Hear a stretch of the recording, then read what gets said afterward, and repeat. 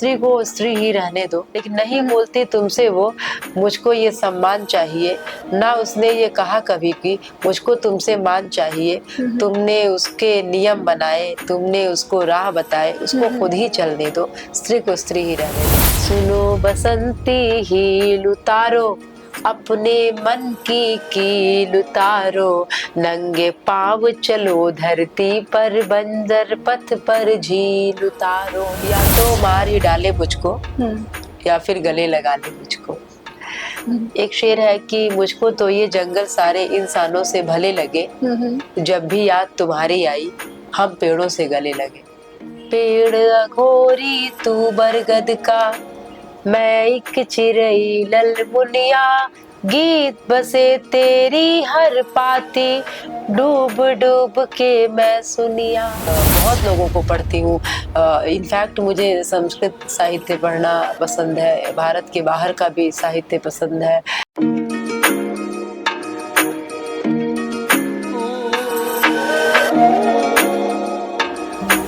आज हमारे साथ एक ऐसी शख्सियत है जो बड़ी ही अल्हड़ अलमस्त, जब आप उनसे बात करेंगे तो सोहर सी मीठी लगेंगी, और जब आप उनसे सामाजिक सरोकार पर, राजनीतिक मुद्दों पर बात करेंगे तो बड़ी ही समझदार, प्रबुद्ध, समृद्ध सी, एक शब्द में कहूंगी लोकगीत सी लड़की। मुझे लगता है बहुत इंट्रो देने की जरूरत नहीं है, उन्हें जानने वाले और चाहने वाले बहुत हैं और उस एक शब्द से वो समझ गए होंगे।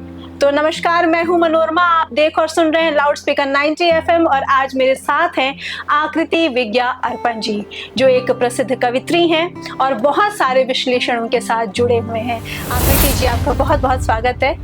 धन्यवाद। सबसे पहले तो बहुत सारा धन्यवाद आपको अपना समय देने के लिए, क्योंकि मैंने बहुत पढ़ा और सुना है आपको, तो चाहती थी कि ये बहुत मी टाइम वाला टाइम मैं आपसे ले सकूं। सबसे पहले मैं जानना चाहूंगी आकृति विज्ञा अर्पण, इस नाम का मतलब। आकृति तो जानती हूँ, बट ये जो लंबा सा ये, इसका क्या है?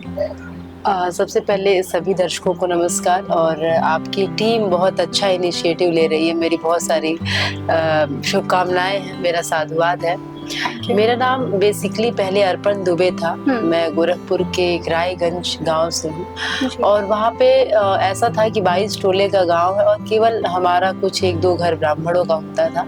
तो हमें, जब हम ब्राह्मण घर में पैदा होते हैं तो हमें पंडिताइन कहा जाता है, पूरे गांव के बुआ पैदा होते हैं। ये कई बार ब्लेसिंग होती है, लेकिन कई बार इस बात से परेशानी भी होती है। जैसे मेरी एक सखी बन गई, 6th क्लास में पढ़ती थी, सब लोग हमारे वहाँ सखी बनाने की परंपरा होती थी, हाँ। फोफी देके, जो आपके पास हो के। तो मेरी भी एक सखी बनी जो डोम कम्युनिटी से बेसिकली आती थी। तो जब वो मेरे घर आए तो मैं पानी चाय पिलाऊं, लेकिन जब मैं उसके घर जाती थी तो वो मुझे कुछ भी पानी नहीं देती थी। उसकी मदर कहती थी, बहनी तू बाभन घर के हो और तू के कैसे पानी दे दी। तो मुझे लगा कि शायद ये कुछ तो दूरी का कारण है, सरनेम है। तो फिर मैंने हटा दिया, बच्ची थी और घर में भी कोई ऐसा विरोध नहीं हुआ इस चीज का, तो हटा दिया। तो फिर ये हुआ कि अब का नाम रहे, अर्पण को लोग अनपढ़ बुलाते थे, तो वो भी वैसे ही बात है। तो फिर मैंने रामावतार त्यागी की कविता दैनिक जागरण में पढ़ी थी, टूट जाए सब कुछ मगर आकृतियां कभी टूटी नहीं है। वहां से मैंने आकृति नाम रखा, और विज्ञा वाल्मीकि रामायण से लिया था, उसमें सीता के लिए प्रयोग हुआ है। व्याख्या में मैंने देखा कि जो ज्ञान के पथ पर बिना प्रदर्शन के निष्प्रिय भाव से चले उसको विज्ञ कहते हैं, और उसका स्त्रीलिंग विज्ञा है। तो मैंने अपना नाम आकृति विज्ञा रखा, और जब बाद में पढ़ने आई तो मेरे गांव के लोग मुझे सरलता से पहचान सके, उन्हें कोई इश्यू ना हो। कई बार उन्हें मुझ तक मिलने में परेशानी हो रही थी, तो उस परेशानी को दूर करने के लिए मैंने अपना पेन नेम कंटिन्यू रखा, और ये मेरा पेन नेम नाना ने रखा था अर्पण, इसलिए मेरे लिए बहुत विशेष है। जी जी। और ये जो घटना आप बता रही हैं, वो जो सखी वाली, ये किस उम्र के, किस, आई थिंक किस 5वीं या 6ठी में पढ़ती थी मैं। जी जी। तो मुझे लगता है मैंने जैसा आपका इंट्रो दिया, आपका जैसा मैंने परिचय दिया, वो बहुत सही दिया कि 5 साल की जो उम्र थी उसमें अगर आप इतनी गहरी सोच, 5वीं दर्जे में अगर आप थी, तो वो उस समय के लिए एक बहुत गहरी सोच थी। जहाँ तक मैं जानती हूँ उसमें तो हम लोग अल्हड़ होते हैं, इतनी गहरी समझ नहीं रखते, जहाँ तक मैं अपनी बात कर रही हूँ। बहरहाल, मैंने आपके परिचय में एक कहा लोकगीत सी लड़की, ये किताब काफ़ी फेमस है और लोग बहुत पसंद भी करते हैं। तो ये लोकगीत सी लड़की, ये शीर्षक रखने का क्या मतलब था, क्या लोगी मकसद सी क्या था? लड़की शीर्षक का श्रेय मैं अपने बहुत पसंदीदा गीतकार कुमार पंकज जी को दूंगी। जी। वो मेरे पसंदीदा ही नहीं, आप कह सकते हैं अगर किसी के गीतों की मैंने आराधना की है तो मेरे आराध्य गीतकार है। बाबा तुलसी के बाद कोई गीतकार ऐसा बस जिसे मैं नशे में रही पढ़कर, वो जी। कुमार पंकज जी हैं, मेरठ में रहते हैं। उनका एक गीत था हम समय की नदी में बड़े भाव से, वो पढ़ते हुए मैं उनके काफी उनको फॉलो करती थी। तो कभी उन्होंने मेरे टाइमलाइन पर मेरे जन्मदिन पर लिखा, शुभ जन्मदिन लोगी सी लड़की। तब मुझे लगा कि इस शीर्षक से मैं इस बात से बहुत कनेक्ट कर पा रही हूँ। तो वहां से शुरू हुआ, लेकिन बाद में जैसा लोग बताते हैं कि लोगों को मेरे उठने बैठने चलने में ऐसा कुछ लगता है, तो वो अपने आप जस्टिफाई हुआ, लेकिन इसका पूरा श्रेय कुमार पंकज जी को जाता है। जैसा आपने उन्हें बताया, कुछ उनके गीत सुना भी सकती हैं, कुछ लिखा उनका बहुत कुछ लिखा हुआ है।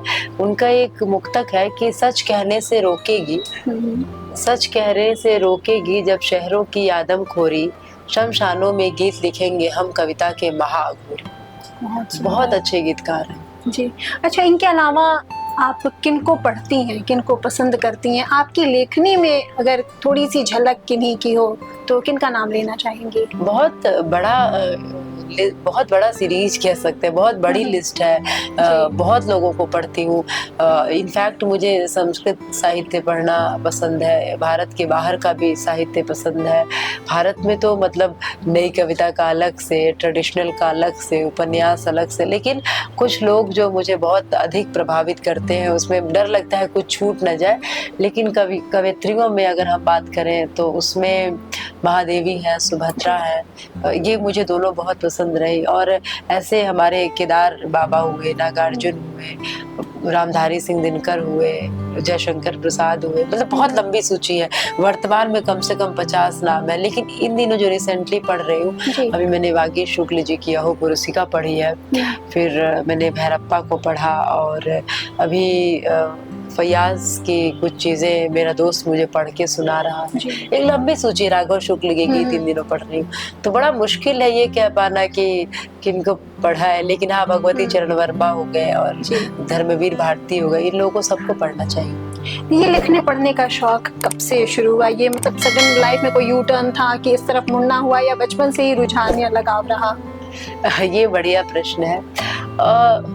पता है, एक्चुअली में हम लोग गांव से, मेरी जो प्राइमरी स्कूलिंग है वो सब गांव से हुई। तो हमारे गांव में बाल सभाएं होती थी शनिवार को, तो अंताक्षरी में जीतने का प्रेशर होता था कि हार जाएंगे, वो भी लड़कों से, तो लड़कों को हराने में मजा आता था। तो उस टाइम तो हम लोग यही थे, बच्चे थे, एकात्म वगैरह जीवन में नहीं था, बस जीतना है तो जीतना है। तो अंताक्षरी में इतने गाने, तो मैं सोचती थी कि इतने गाने जो हम सुन रहे हैं, फिल्मों के गाने, वो भी तो किसी ने लिखे होंगे, तो वो लिख सकते हैं तो हम क्यों नहीं। तो हम अपने स्कूल में अपने फिल्म के गाने बनाते थे।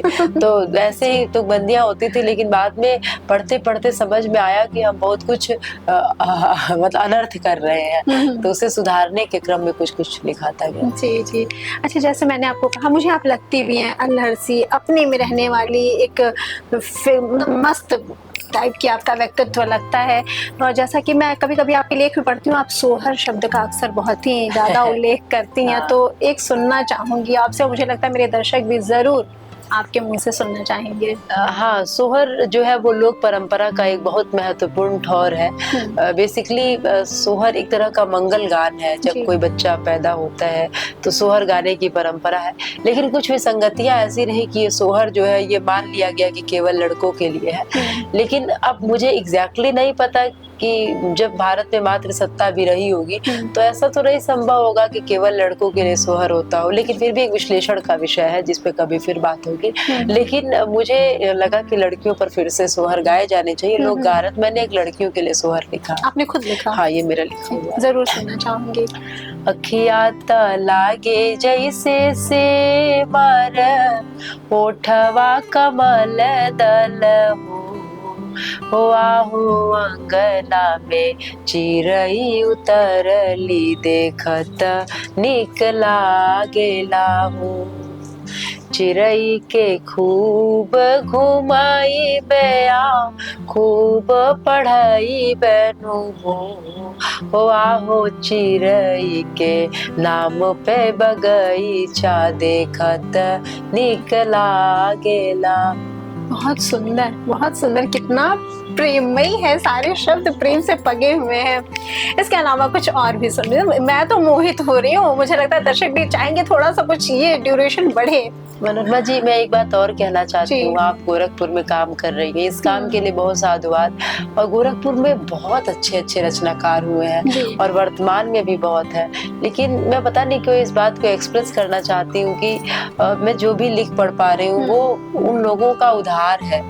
मतलब कहीं ना कहीं इसे मैं चुकाने के क्रम में पता नहीं कहाँ हूँ और चुका पाऊंगी भी नहीं, लेकिन मैं जिस यात्रा में हूँ यहाँ तक पहुँचाने वाले लोग गोरखपुर के हैं, देश भर के हैं, तमाम लोग जिनका मैंने कभी क्रेडिट नहीं दिया, तमाम दोस्त, तमाम वो गांव की औरतें जिनको उनका अधिकार नहीं मिला और उन्होंने मुझे यहाँ तक भेजा है। तो बस मैं आपसे ये कहूंगी कि कभी भी उन लोगों को मत छोड़िएगा जो हमारे गांव के किसान हैं, हमारे गांव की औरतें हैं, खासकर हमारे पुरखे हैं, मतलब हमारे जो बुजुर्ग लोग हैं, उनको जरूर आप जगह दीजिएगा। मतलब ये मेरी बहुत इच्छा है।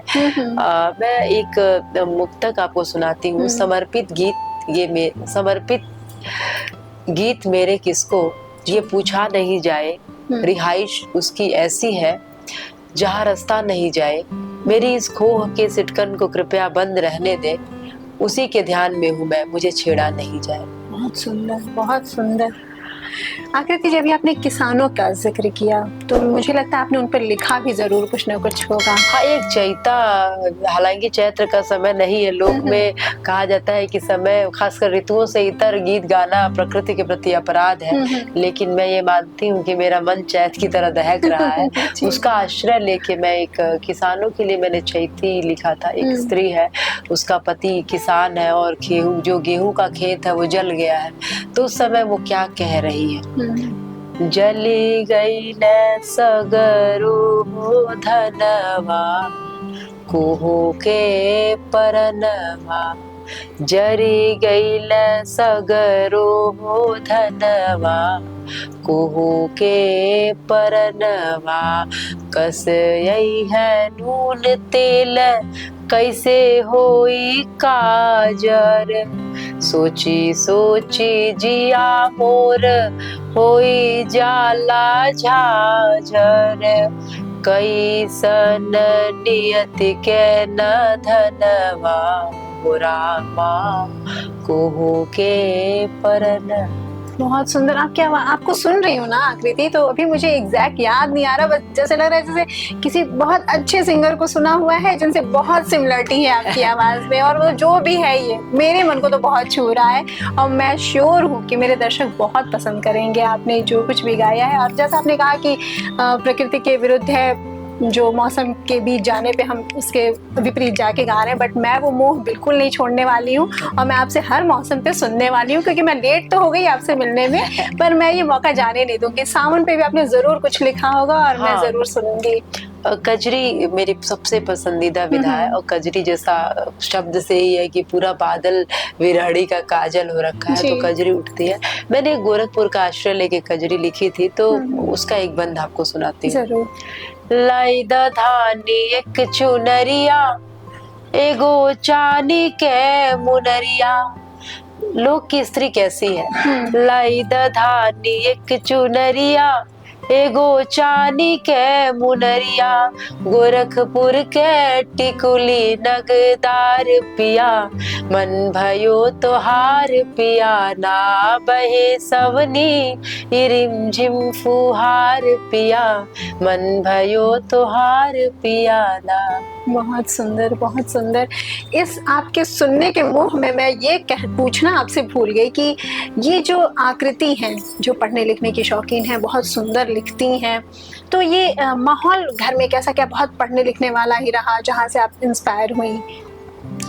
घर में तो पढ़ने लिखने का माहौल है, लेकिन घर में बहुत बचपन में काफी एक तरह का स्ट्रेस वाला एटमॉस्फेयर भी था, तो उसके नाते कहीं ना कहीं हर किसी ने किसी न किसी विधा का चयन किया, तो मैंने साहित्य से दोस्ती की। हालांकि इसका श्रेय नाना जी को जाता है जिन्होंने बचपन में किताबें थमाई, दादाजी को जाता है जिन्होंने गाँव घुमाया, पापा मम्मी को जाता है जिन्होंने रोक टोक नहीं की, भाई बहन पढ़ाकू थे, दीदी बहुत पढ़ाकू है तो उससे भी इसके लाइब्रेरी से छोड़ी चोरी हुई। लेकिन एक बहुत मेजर क्रेडिट जाता है मेरे मौसी के लड़के राघवेंद्र त्रिपाठी है, उन्होंने मतलब कहीं ना कहीं मेरे अंदर इस बात के लिए बहुत कंटेंट अवेलेबल कराया, तो एक कॉन्फिडेंस बूस्टअप हुआ। मेरे स्कूल्स ने मुझे मौके दिए और स्कूल में एंकरिंग से सिलसिला शुरू हुआ, फिर शहर ने हाथों हाथ लिया, गोरखपुर विश्वविद्यालय से शुरू हुआ। तो घर का माहौल जो था वो पढ़ने लिखने का था। मेरी मम्मी बहुत पढ़ती है, बहुत ज्यादा पढ़ती है, जहाँ तक मैं जानती हूँ वो शिक्षिका भी। हाँ शिक्षिका है, मम्मी पापा दोनों टीचर है। मम्मी के अंदर टीचिंग तो है ही, वो बहुत अधिक पढ़ती है, मतलब एवरेज आदमी भी उतना नहीं पढ़ सकता जितना वो पढ़ती है, बहुत पढ़ती है। तो कहीं ना कहीं मैं उतना नहीं पढ़ती, तो मम्मी पढ़ने का माहौल तो रहा है। मम्मी की डायरी, मम्मी हर चीज की डायरी बना के रखती थी, तो कहीं ना कहीं एक लेखन का अनुशासन घर में रहा है। लेकिन ऑफिशियली राइटिंग जो है वो अब तो मेरी बहन भी लिखती है, उन्होंने एक किताब भी लिखी और शिक्षिका भी है, अब तो एक चलन हो गया है। लेकिन हाँ, एक तरह से कह सकते हैं घर का माहौल प्रभाव डालता है। आपका एक आलेख पढ़ा था मैंने, शायद प्रेमचंद जी की जयंती थी, कुछ ऐसा ही था, आपने चंदर काका, बड़ा सुंदर आपने लिखा था। वो वाकया क्या था? एक्चुअली में हम लोग के वहाँ एक तो मानस सबके घर में होती है, उसके बाद हमारे घर में एक रेक था जिसपे मानस सरोवर किताब रखी रहती थी। उस किताब के कवर पर पेपर वाली जिल्द पे रानी मुखर्जी का फोटो बना हुआ था, तो हम लोग रोज रानी मुखर्जी के फोटो पे लिपस्टिक लगाते थे गुलाबी पेन से। ये सब तो आपने भी किया होगा, बिंदी करते थे, उसके चक्कर में रोज रोज करते थे। एक दिन जब उसको खोला तो कहानी खुली, तो मंत्र पढ़ा मैंने, फिर ऐसे ऐसे प्रेमचंद की कहानियों से परिचय हुआ।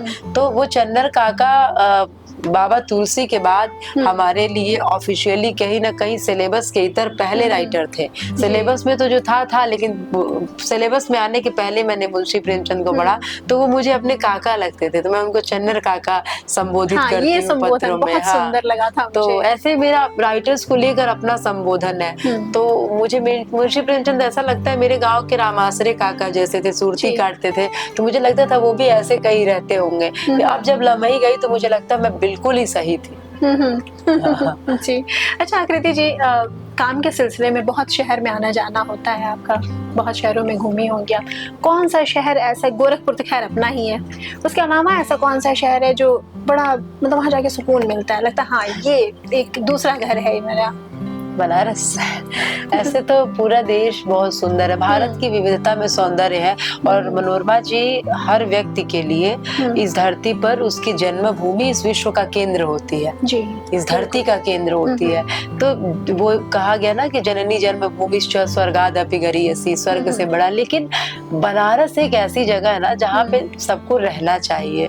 मुझे लगता है कि बनारस में रहने का मौका मुझे नियति ने दिया। ये मेरे लिए जीवन की सबसे महत्वपूर्ण उपलब्धि है कि मैंने काशी का प्रवास मुझे मिला है। और बनारस मतलब बियॉन्ड डिफिनेशंस। मुझे लगता है ज्यादातर आपका प्रवास वहाँ रहता भी है। हाँ, मैं भी तो वही हूँ, अभी पढ़ाई कर रही हूँ। तो बनारस एक अलग नशा देता है, एक अलग पागलपन देता है, और एक अलग सुकून है, एक अलग रवायत है बनारस। मतलब इसको डिफाइन करके इसकी सुंदरता कम हो जाती। बस आप मेरे मुस्कुराने में बनारस देखिए तो वो बहुत बहुत सुंदर है। वो आपके परिवेश में, आपकी बोलचाल में भी झलकता है। इन दिनों बनारसी एक्सेंट चढ़ा है मुझ पे, लोग कह रहे हैं। जी जी बिल्कुल।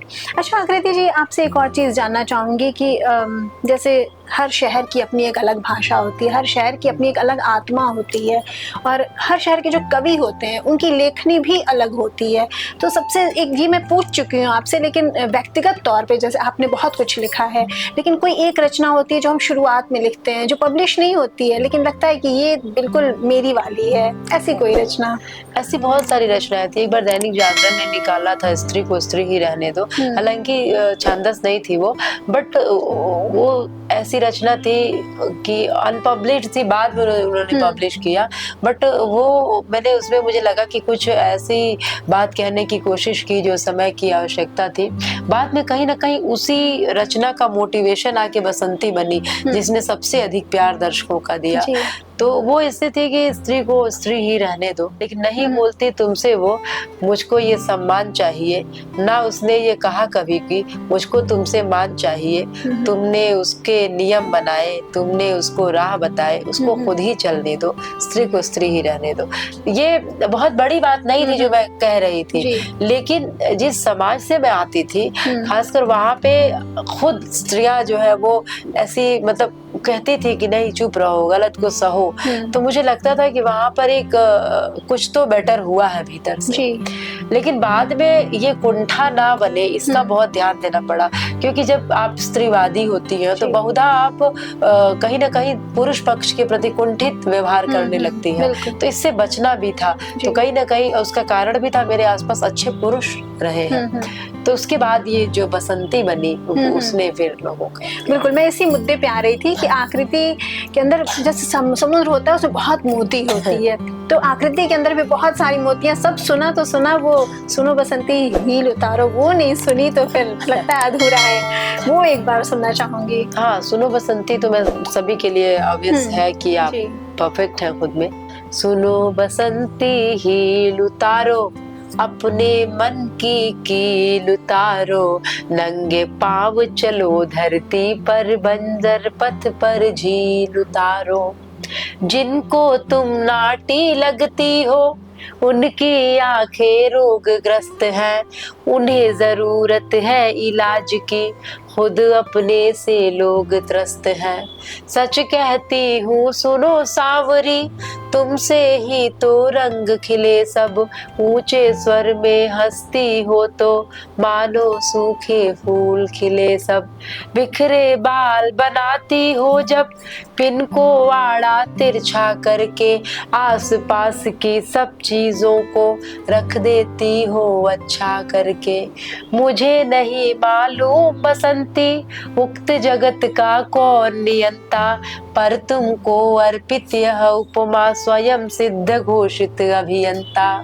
तुमने गढ़े स्वयं जो रूपक, शब्द नहीं वो आलम्बन है, अर्थों के मस्तक पर चढ़कर अक्षर कर लेते चुंबन है। जिनको तुम नीची लगती हो उनकी सोच बहुत नीची है, सुनो बसंती हील उतारो। बहुत सुंदर पढ़ा था, सामने से सुना और भी सुंदर।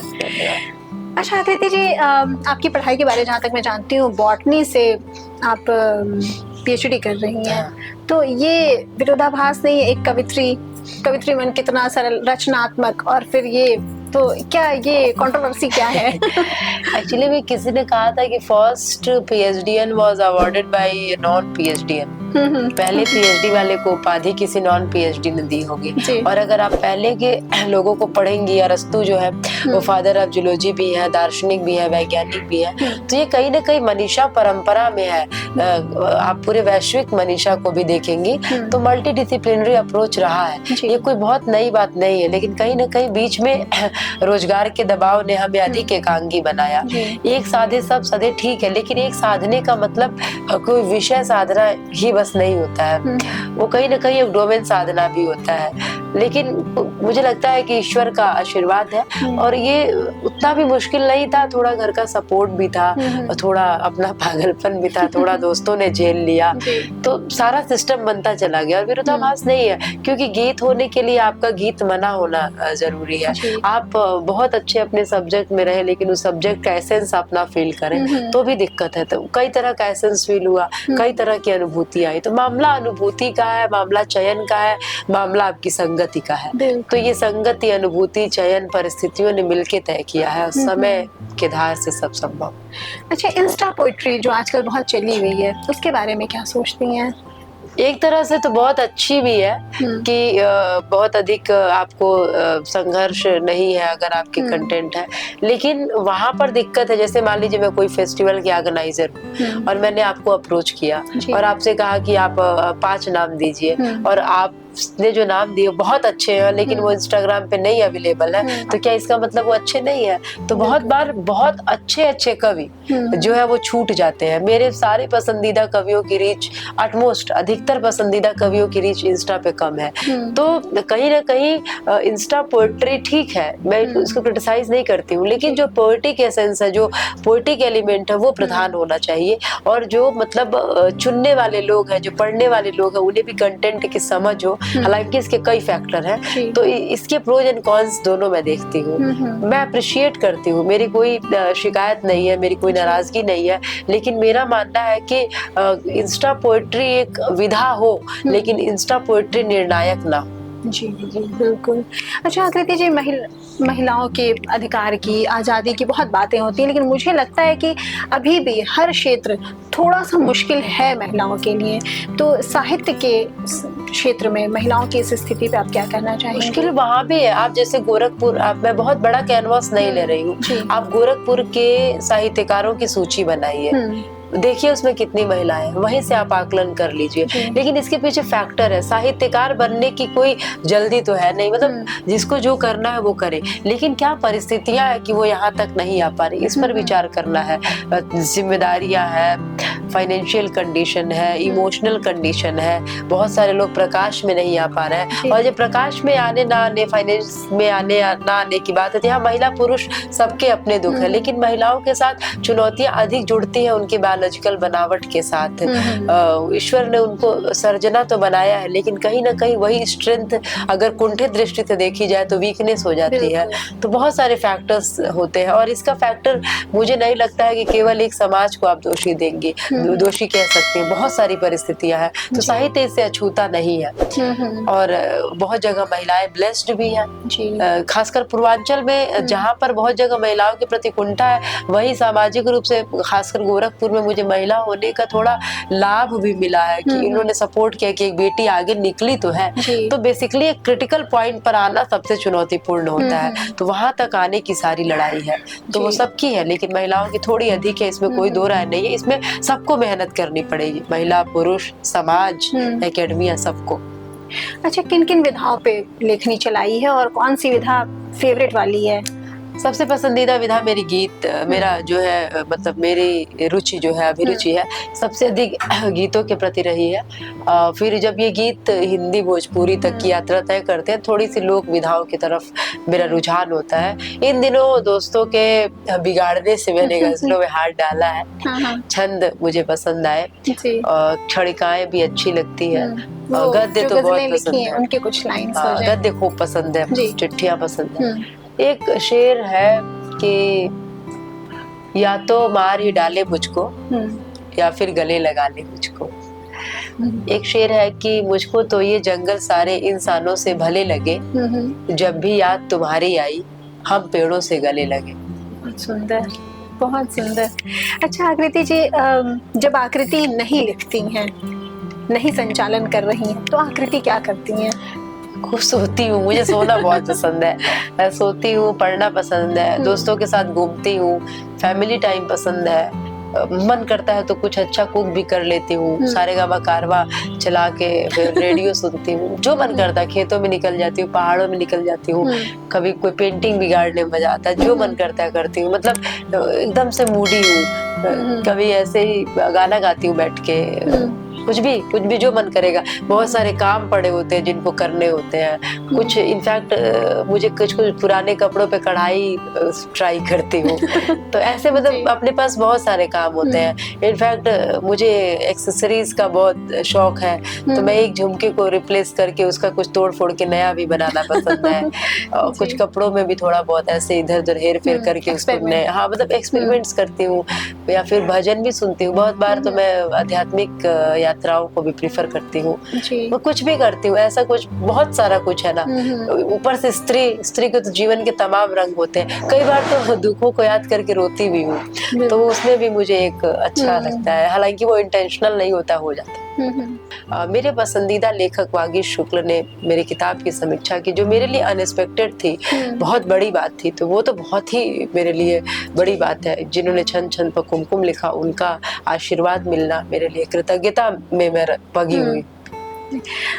अंत में इंटरव्यू, ये जो साक्षात्कार चल रहा है इसके अंत की तरफ बढ़ रहे हैं, तो लास्ट में कुछ प्रेम गीत जरूर सुनना चाहूंगी, क्योंकि मुझे लगता है कि मतलब मैं एक कवित्री से बात कर रही हूँ और मैं प्रेम गीत सुने बिना साक्षात्कार का अंत कर दूं तो ये अच्छा अंत नहीं होगा।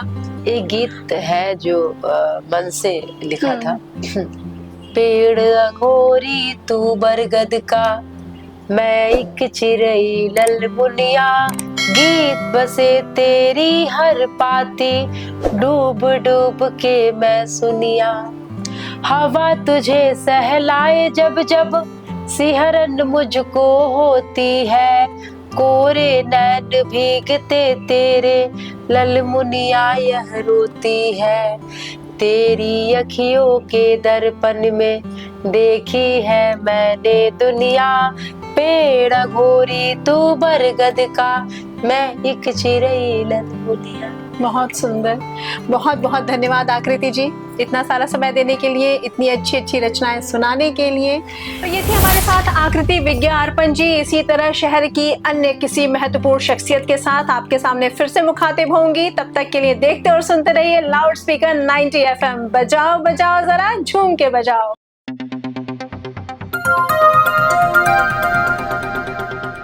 बजाओ जरा झूम के बजाओ, बजाओ बजाओ जरा झूम के बजाओ।